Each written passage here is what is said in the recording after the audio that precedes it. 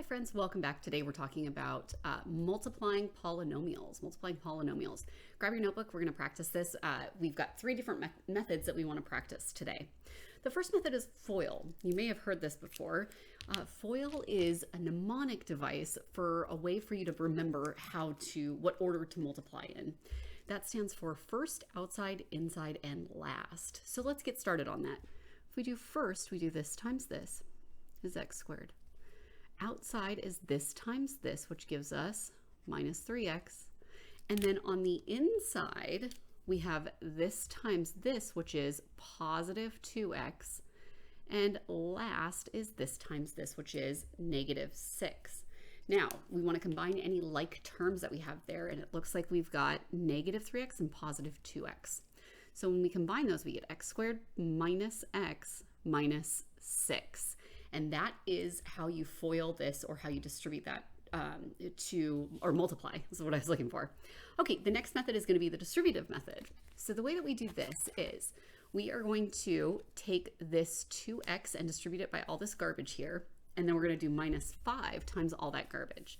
So we say 2x times all the garbage here, x squared minus 2x minus 24, minus 5 times all that same garbage there. Now, you'll notice when I go to distribute this to each of these, I'm actually going to stack this. So the first one, and what I mean by that is the first one, we're going to do this times this here and here. And what I get is 2x to the third minus 4x squared minus 48x.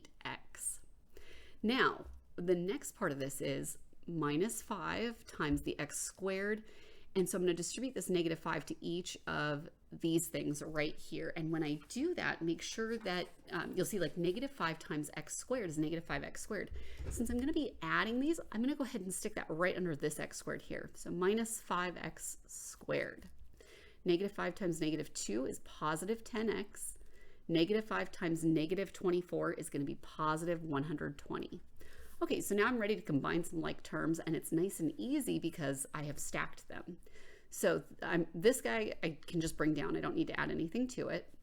Negative 4x squared, negative 5x squared is negative 9x squared. Negative 48x and positive 10 is negative 38x plus 120. Okay, that was our second example. Now our third example is the box method. So let's take a look at that. So our box method here is going to look like this guy. So we're going to say, okay, so the box method, I think the easiest way to do, or the box method is really good for when you have a trinomial by a trinomial, or even a binomial by a trinomial. In this case, I have trinomial by trinomial, which is 3 by 3. So I've drawn a 3 by 3 box here. Now I can put this either on the side or the top. It doesn't matter. I'm going to start by putting it on the side. 3x squared, x and 5. And then x squared minus 7x plus 18 here. Okay, so what we're going to do is we're going to multiply. And just like if you've ever played a game like Battleship, you know how you have to do A6 or whatever. You match up your row and your column. We're going to do the same thing here. This row and column matches up right here. So it's going to be 3x to the fourth because I'm multiplying.